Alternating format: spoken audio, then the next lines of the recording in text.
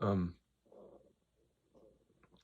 if you break awakening down just to a few simple practices, if somebody were to ask me today, Scott, I'm just starting out on this path, what are the practices that are most beneficial and healthy in the sense that they don't encourage bypassing? I would say some form of meditation or resting as awareness where presence is made the primary investigation throughout your life, throughout your day, coming back to recognizing the ground of presence is always here. Presence is always here. Things are coming and going to that. And that some practice that helps you recognize that is, I would say, fundamental. Whether you do that in the company of a teacher or you do that on your own, do it. Either way, it's really an important piece of this. It's investigating, really investigating. You could do that from one of two angles. One you could say is just coming back to recognize the clear and obvious awareness that's always and already here. Just coming back to recognize that. But another one is doing some investigation regarding where is the self or who am I? Something like that to put to rest the idea that there's an entity here, a solid, separate, long-lasting entity. That assumption really on the spiritual path at some point needs to be put to rest. So in that recognition of presence, where you come back to recognize that, some investigation into seeing that things are coming and going, but none of those things are ultimately me. And that's a direct experience. So that's throughout the day, stopping and noticing that, again, things are coming and going, but I, which is just the presence, that foundational presence doesn't come and go. So that's what you are, you could say, in the more basic sense, is this presence. So putting the identity issue to rest as part of your path, at least on the conscious level. So that's part of it. But another part of it is the embodiment piece, which is, I would say, first is feeling everything. Because you can do an investigation around presence, or where is the ego? Who am I? And in that investigation, you can largely ignore your emotional body. Some people do. And that has ramifications because we're storing old emotions in the body. So to feel everything is a good beginning practice for embodiment, but it isn't it's inadequate, what I found, and I'll try to explain that. First of all, the value of feeling everything.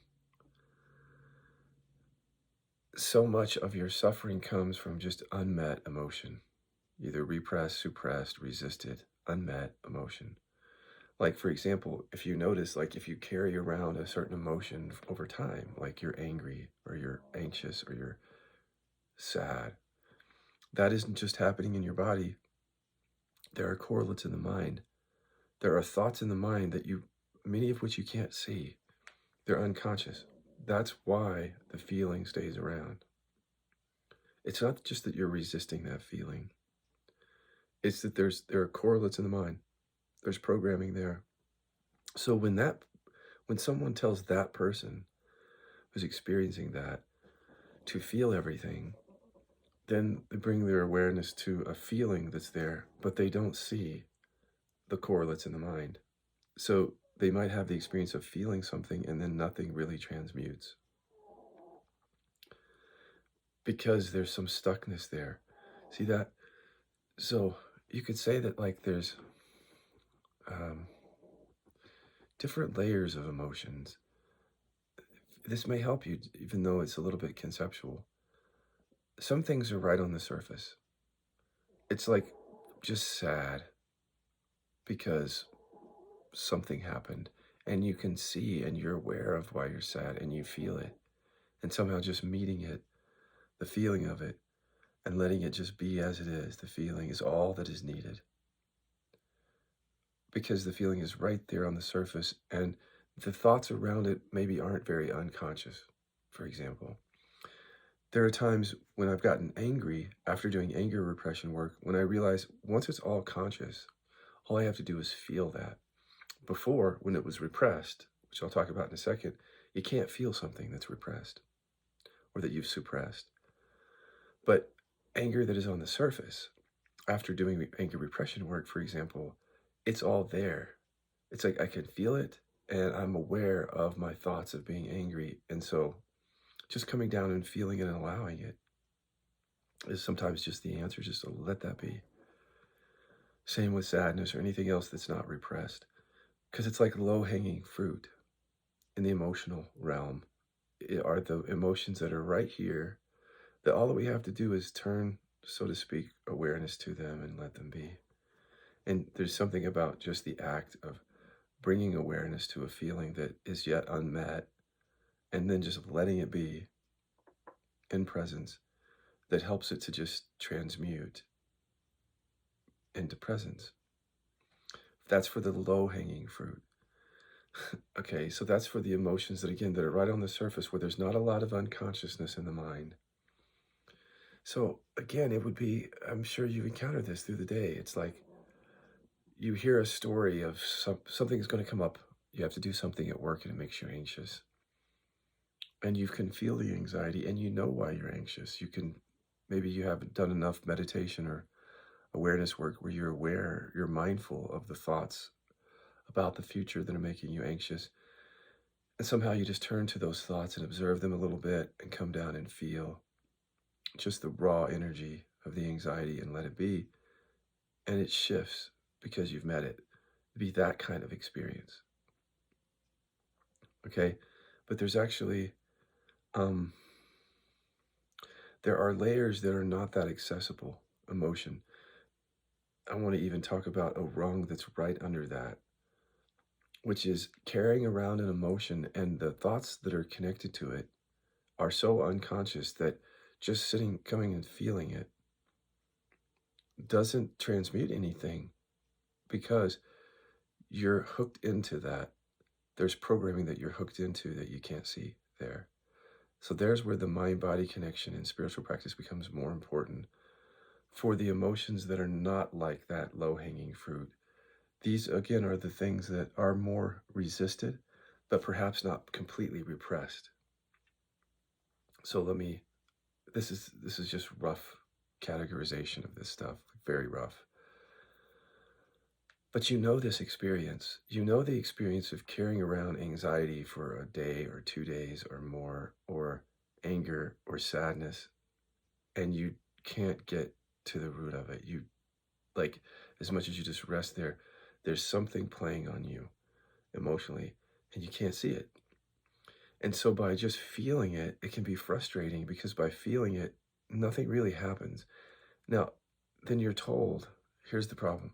You're told by the teachings to just don't expect anything to happen, right?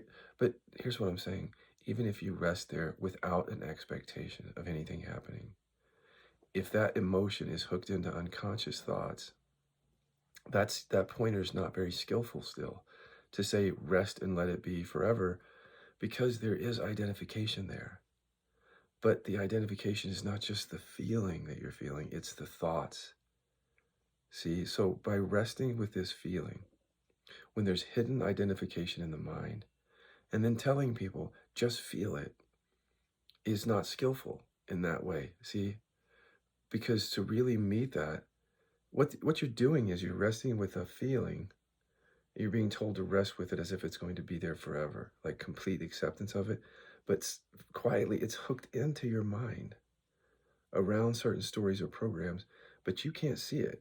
So imagine if you were looking at me and I'm processing some emotion and you're telling me just feel it. So I feel it. And if you could watch this, if it was visible, you would see the bypassing. You would see that in feeling it, I'm shutting my mind off completely. So that, therefore, I'm not accessing any of the programs that might be hooked into. I'm just feeling the feeling as if it's there by itself. See, there by itself doesn't exist. There's a mind-body connection. So right here, so to speak, not really right there, but in the mind is the answer to those emotions that are more stubborn, for which the pointer just rest and let them be would not be skillful because it doesn't meet the unconscious mind connected to them. You have to understand there's a mind-body connection first. If you somehow don't believe that or don't see it, this will all elude you. But once you understand that thoughts come with energy and energy comes with thoughts, that's how that works, then you'll start to see this realm of emotions that it's not that skillful with to just rest and let them be because they're hooked in. So here's a simple practice to start getting to the mind-body connection with those emotions that are more stuck, we'll say. They're not fully repressed. We'll talk about that in a second. These are just sort of stuck emotions. Kind of like if there were a layer, the first group of emotions that I told you about, the top layer, would be those that are just coming up and you can feel it and allow it and it moves through. Feel it, allow it, it moves through. That's the top rung. Under that, the middle rung, so to speak, are those emotions that if you just meet them, they don't transmute. You can feel them. They're not repressed. Repressed emotions feel different. They can. This rung doesn't feel completely hidden. It feels like you know it's shame, for example. You know that you're angry. But resting with it in that second rung isn't very skillful because there are programs. So how do you get to that? One thing is as you're feeling that emotion, and you can do it now with anxiety or whatever, bring awareness to it and ask, what does this mean about me? Or what would this feeling say if it had a voice? And now you're seeing the mind part that was previously hidden. See that? Now just witness those thoughts. You're bringing those thoughts that are connected to that feeling into awareness now. And that's important because that's going to help undo the connection between these thoughts and that energy sum so that that energy can move and change. So but it's going to move and change by you witnessing these thoughts that are coming up. What does this emotion mean about me?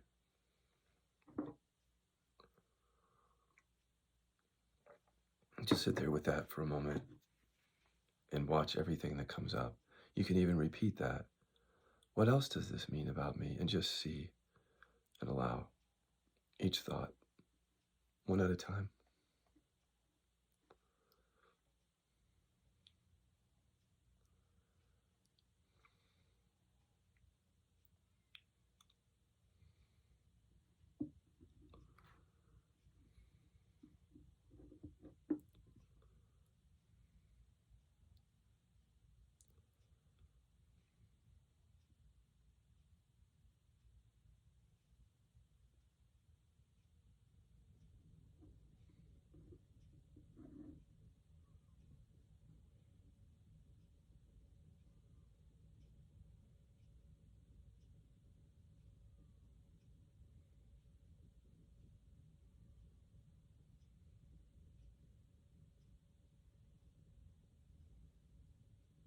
What else does this feeling mean about me? Or what else would this feeling say if it had a voice? You just say that and see what comes, and allow what comes. Now you're seeing the mind-body connection that was hidden. See that? In that second rung, you have to kind of make that conscious. Otherwise, these thoughts that you're not seeing, that you weren't seeing, would keep that feeling in place, that energy.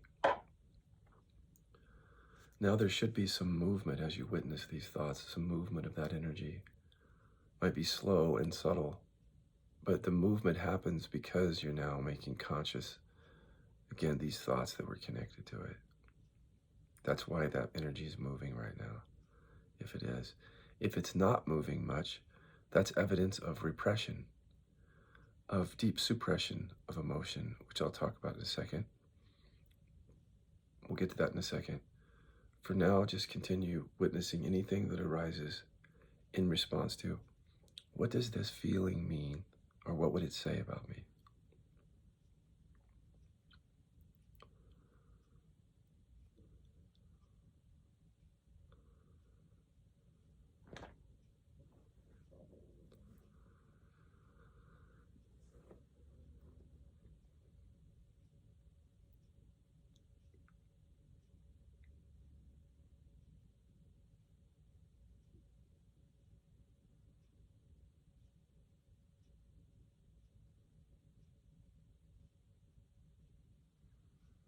That tool that you're using now is called mining, and it does help with the energy flow, stuck energy, emotions in the body. Let's give you a little bit more time to just witness and experience, if that's what's happening, how just observing thoughts that were connected to this energy is what helps move it. So what does the energy mean about me? Observe those thoughts that are still there. Allow each one to be exactly as it is. Don't try to get rid of any of them. Welcome them all. As if they're lost children, these thoughts, and you're welcoming them towards you lovingly, because there's already resistance at this level. So if you start resisting these thoughts, trying to push them away, you're adding resistance. Welcome each thought that comes up here. Again, like a small child that you're motioning towards you, lovingly, you being awareness. What does this feeling have to say?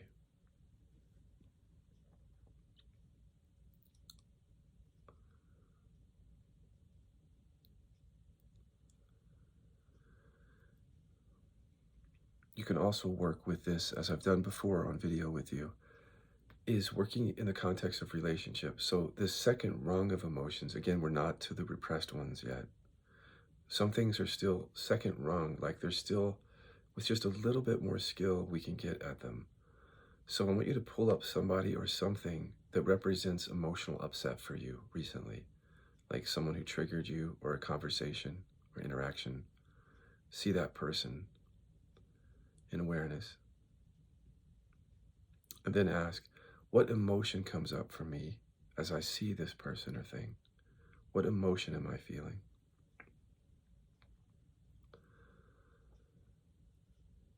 And then whatever it is, turn that into a reverse inquiry. So if I'm upset, if that's what it is, then reverse it.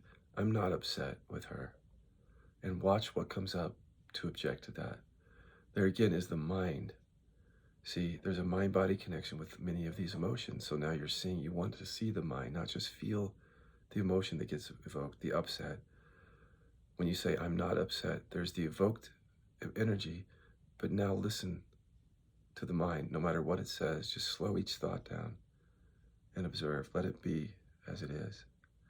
I'm not upset. Yes, I am, or whatever that is. Let each one of these thoughts be as they are. If it's fear, if you're feeling fear, then I'm not afraid. As you feel into that, then watch the thoughts come. If it's sadness, I'm not sad. I'm not hurt. Watch the thoughts come. Notice that each thought that comes has energy on it.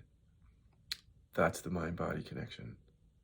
So as long as you're witnessing these thoughts and feeling the energy with each one and allowing, you're meeting the mind-body connection skillfully, right here. I'm not upset. And then watch and allow. I'm not angry, for example.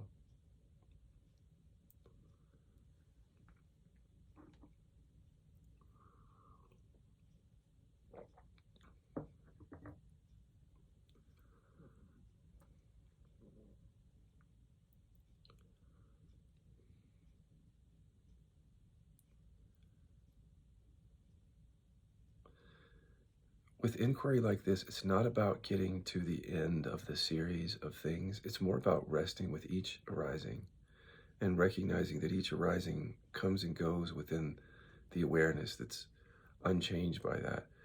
It's all seen to come and go, each arising. And of course, it's nice when the arisings start to wane or peter out and there's more just space.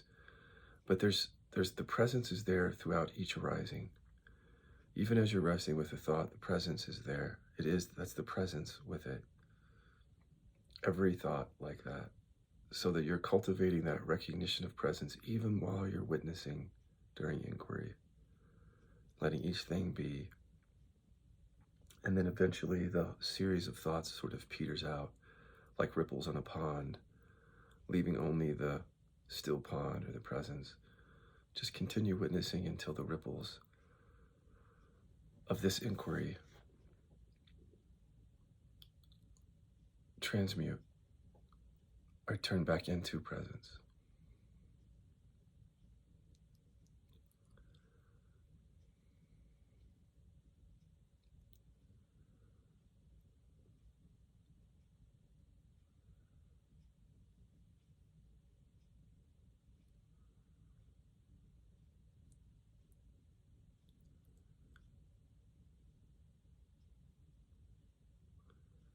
It's all about just allowing everything to be. Once you prompt these things up, just let them be as they are. Let them roll right through your experience as you remain standing as the awareness that to which they're coming and going.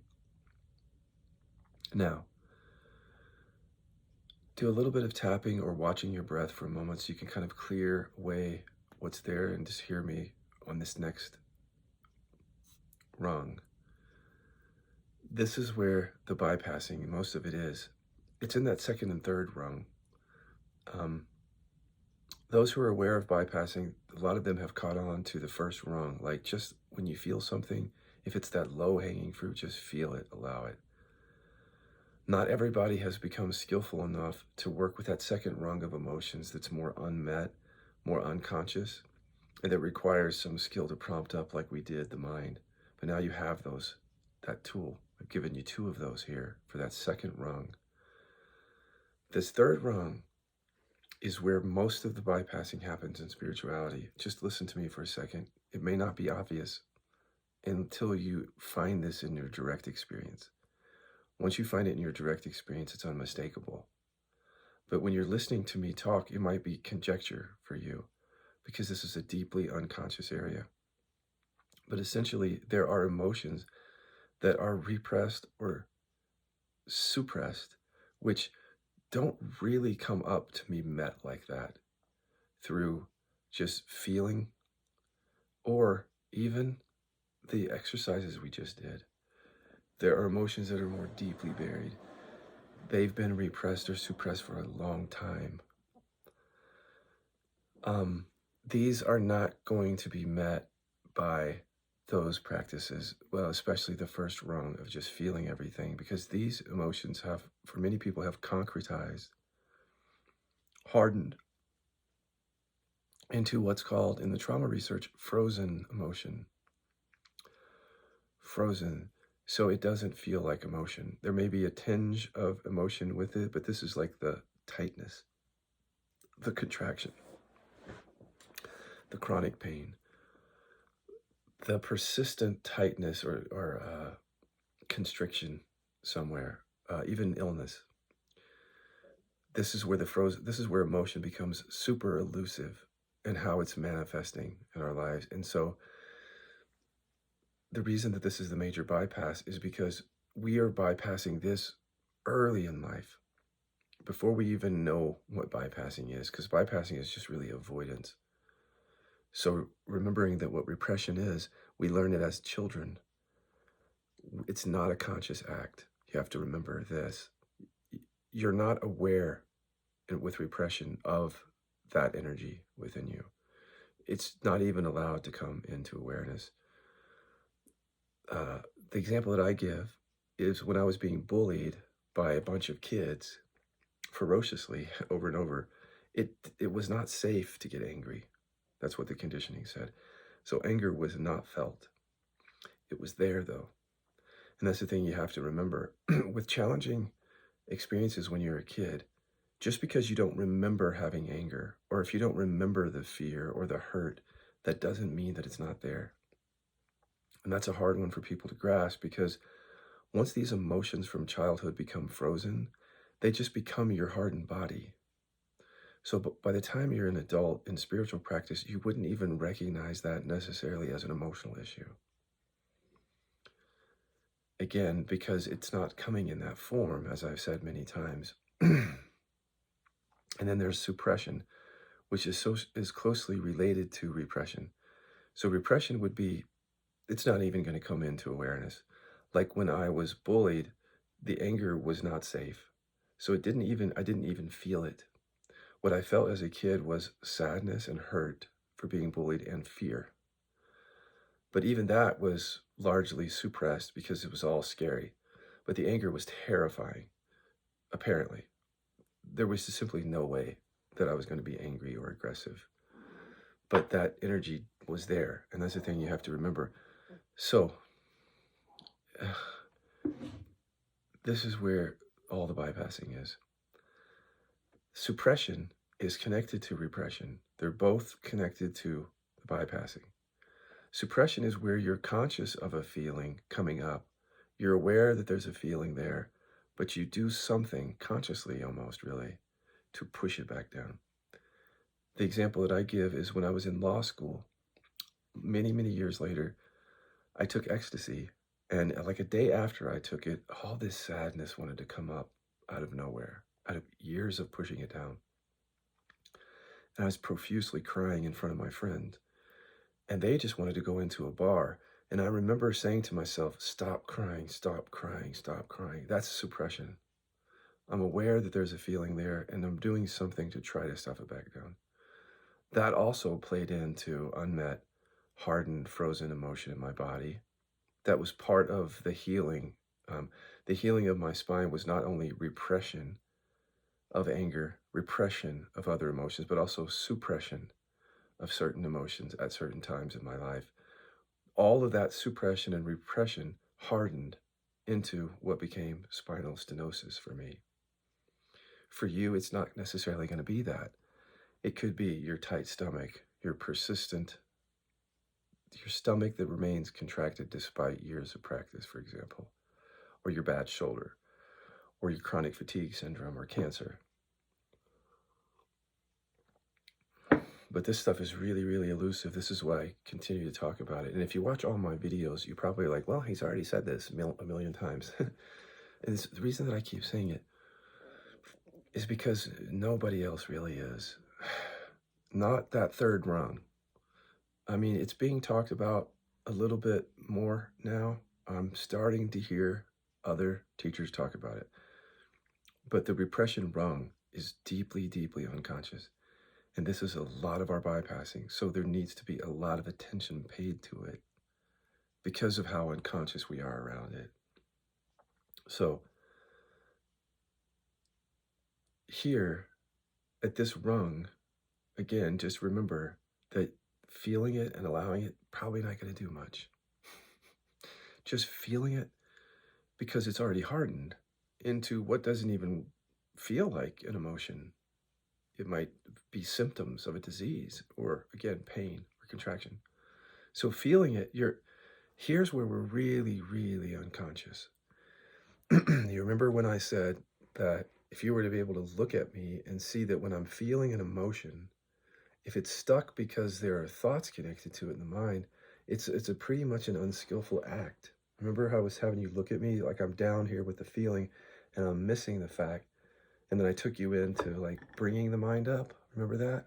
So that they could see the mind-body connection. And then once you saw the mind-body connection, there might have been some movement in the energy. See that? That was that second rung. Remember? This is that times 10.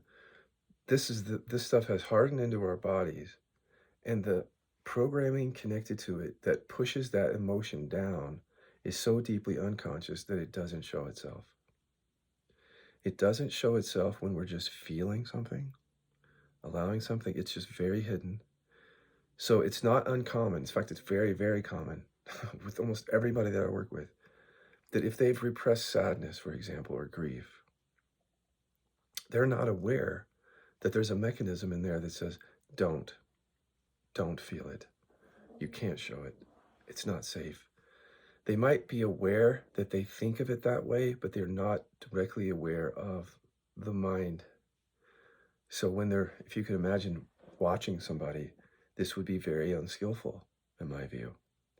They're feeling a contraction. They're just bringing awareness to it. They're missing tons of conditioning in the mind.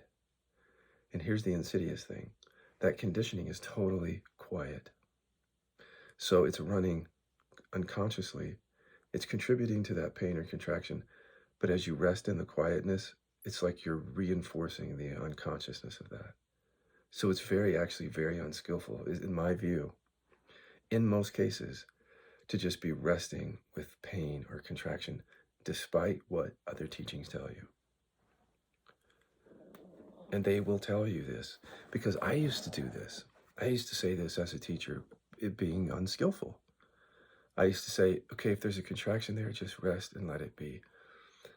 Now, it's not entirely unskillful, because you're bringing awareness to something and you're allowing it, or it's seen to just be arising. So that part is skillful. It's better than being completely numbed out or distracted from that, completely disembodied. But the skill, the lack of skill comes because the pointer ends right there. And then the teacher and the student both miss the fact that this hardened area of the body became that way because of a mind-body connection that was there to protect you from an early age.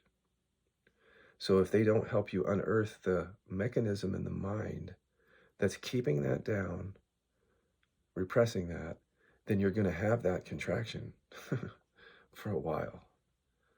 Unless by some stroke of chance or one of those weird spiritual experiences where you just, it all comes to the surface somehow and you get a release. But, that is actually not as common as you would think. It takes skill. Certainly you can stumble upon a heart opening by just meditation but these areas of the body are really designed not to open that easily or dissolve because they're protecting you. And that's the mind programming. The sensation itself of contraction is just a felt sensation. There's mind programming that says all kinds of things. Like, I have to protect myself. I have to keep people at a distance. I have to hide or run. I have to hold back anger, hold back sadness, not show fear. There's tons of programming that we've discovered with KI connected to these areas. So if you can see those different rungs in your mind's eye for a moment, you can now again look at your practice and see a few things. One, do you have a good practice, but yet there are emotions that just grab onto you for a few days and you're just like stuck in that? There you're going to want to go beyond just feeling everything, see?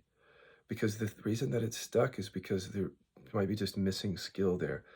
When you feel the stuck emotions, start by feeling it. Just let it be. But here's where you have to be careful, because the teachings will say, don't do anything else. Don't dig, just be with what is. They are inadvertently leading you into a sleepiness around that.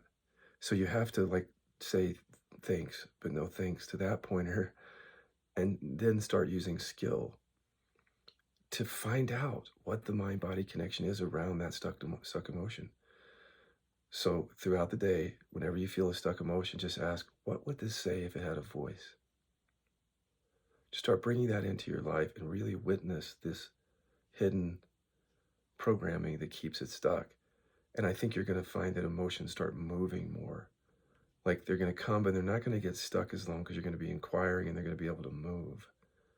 And then you're going to not identify with them as much as long as there's movement, right? But if an emotion is stuck, it's easy to identify with it. It can color your whole day, in fact. If you're feeling fear, it's like everything feels infused with that. So when the emotions start to move, you don't feel like that anymore. You're not at the mercy of all these emotions because you have skill. And then in terms of the repressed emotions, what I would say is, and the deeply suppressed ones, that just takes a skill that I can't do here on YouTube. Because, first of all, it takes skill. It's like there's a skill set involved with it. And the way that we do it in the members area is that we coach people. Like, they come to the meetings, they're learning the skill, and if it's not working very well, we have to help them, like mentor them a little bit, or they'll keep coming to meetings until they get the skill down. And we're also able to be with them and monitor whether their system is getting dysregulated from the work, or is it becoming more regulated. So when you do repression work with us, two things happen if it's skillful. One is that the repression work regulates your nervous system. So you actually feel calmer and more settled and grounded when you do repression work in KI skillfully. If it's not skillful, it can actually be dysregulating, and it can send you into identification. It's all skill and awareness. There has to be some cultivation of awareness in your experience to be able to witness this deprogramming.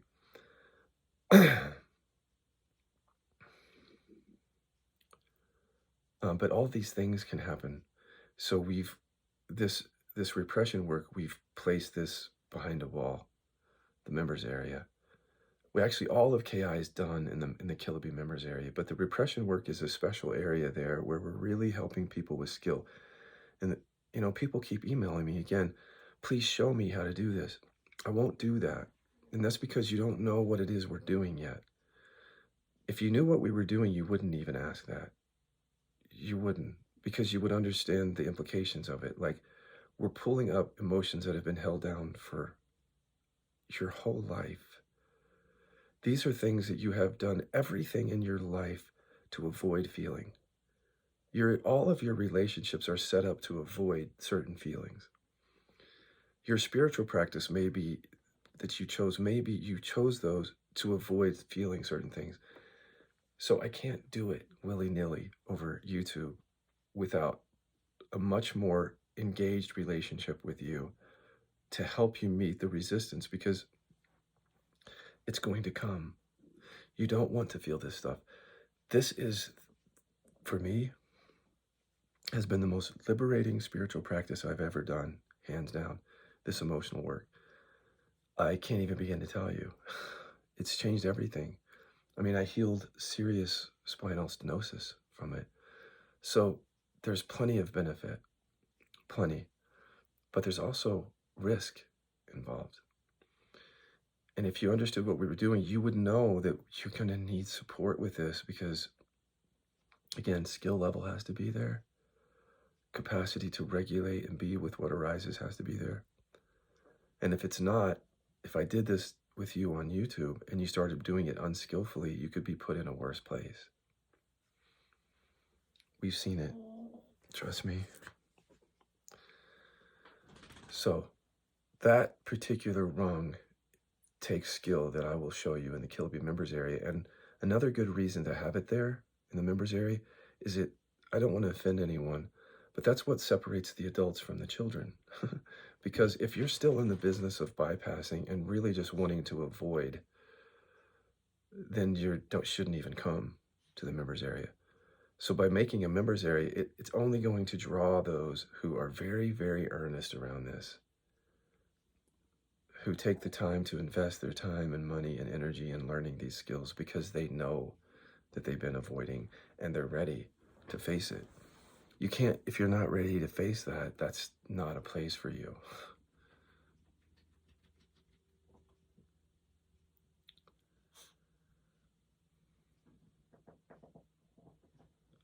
We also need a safe place.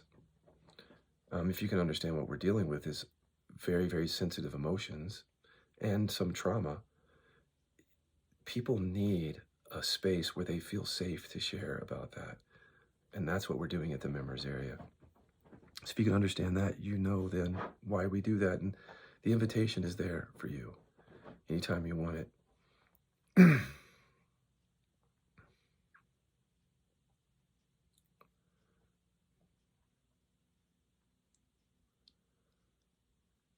But I'll just leave you with the thought about silence for a moment.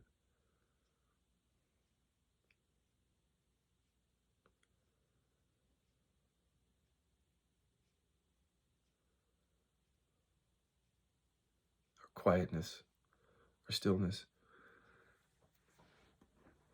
Obviously, it's a portal to the seeing of presence, the stillness, quietness, and that people might even report that as they recognize presence directly, things get quieter, stillness becomes more obvious. But just know that the unmet emotions and the repressed and suppressed emotions are buried in that. So the silence or the peace that you might experience by cultivating that in meditation or mindfulness is both very liberating and peaceful, but also can reinforce by simply pushing down further the mind-body connection around old energies, old unmet energies. The mind-body connection can just go very quiet in that.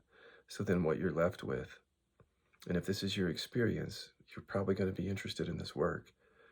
You're left with like, okay, there's presence, and that's much more obvious, but my knee hurts. My stomach is tight. My heart feels closed. My throat isn't open. I have sensation in my head. I have migraines. I have a bad back. I have irritable bowel syndrome, ulcers, liver. See, there's the stuff. That's what you're going to look for in the silence, is that stuff. And if that's showing up in some way in the silence, including relationship issues, if there's certain issues that continue happening in your relationship, even though there's silence or presence in your experience, that's the stuff that I'm talking about. It's very hard to detect once you find that silence. And that's why I'm saying so much about it. It's like I'm standing at the door of that silence and I'm saying, go into that, but be careful, because that's where it all hides. All of it hides in that. So what we're doing with KI is we're supplementing practices that cultivate presence. So there's that, the presence recognition in KI, and we then don't use that recognition of that silence to further shove things down. We know how to skillfully bring things up in the presence. See that?